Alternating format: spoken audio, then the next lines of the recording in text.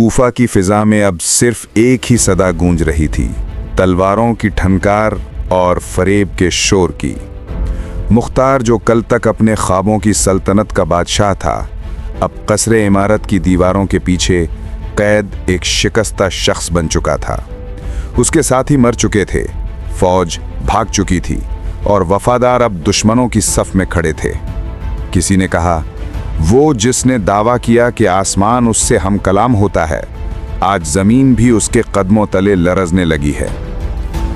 कूफा की गलियों में सरगोशियां थीं कि क्या ये अंजाम है उस शख्स का जो खुद को नबी कहता था।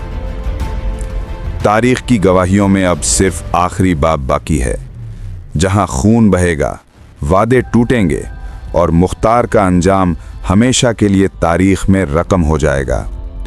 अब कहानी अपने आखिरी मोड़ पर है, जहां रोशनी और अंधेरे का फैसला होना बाकी है। तैयार रहो, अगले हिस्से में हम दिखाएंगे मुख्तार बिन अबी उबैद का आखिरी अंजाम। पार्ट 4, खून का बदला या अंजाम मुख्तार।